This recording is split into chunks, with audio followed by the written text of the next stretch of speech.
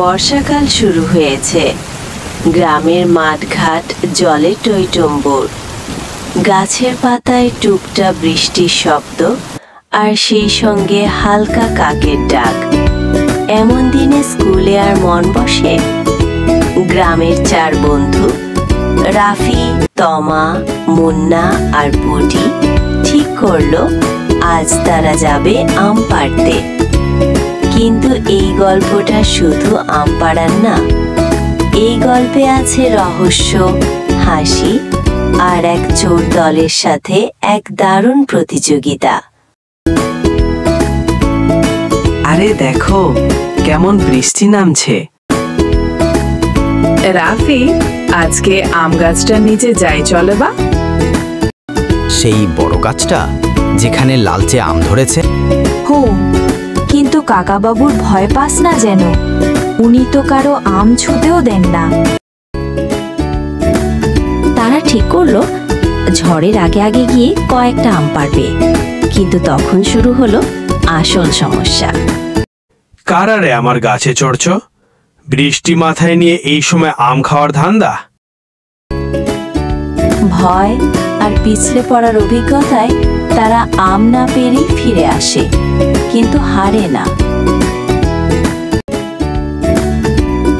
সেই রাতে মুন্না ঘুমাতে পারছিল না। জানালা দিয়ে সে দেখে কারা যেন গাছে উঠছে। এই তো চোর, আম নিচ্ছে। আরে গাছে তো প্রায় সব আম নেই। মানে কেউ আমাদের আগেই নিয়ে গেছে?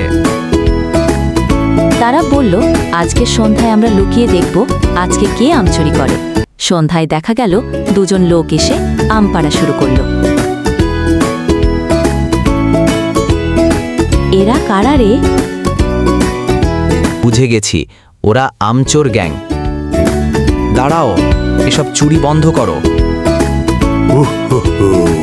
আমাদের ঠেকাতে পারবে? তাহলে চলো, কাল সকালে দেখা হবে। যার দল বেশি আম পারবে সেই জিতবে। আমরা রাজি, তবে বৃষ্টি হলে কিন্তু ভয় পেও না। চ্যালেঞ্জ হয়ে গেল। পরদিন হবে দারুণ এক প্রতিযোগিতা। বৃষ্টি ধীরে ধীরে পড়ছে। দুই দল তৈরি। শুরু হোক যুদ্ধ। চলো বন্ধুরা, গাছে ওঠো। অফ, আবার পিছলে গেলাম। আর মাত্র কয়েকটা। ওরা চিটিং করছে।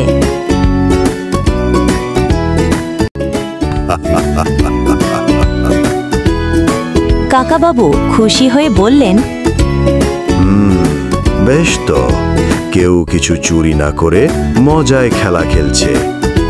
ঠিক আছে, চুরি নয়, দল বেঁধে খেলার মজা অন্যরকম। আজ থেকে আমি তোমাদের নিজে আম দিব। আয় রে আয় আমের দিন, বৃষ্টি পড়ে ঝমঝম ঝিন। গাছে চড়ি আম টানি, ভয় নেই কাকাবাবুর সাথেই আনি।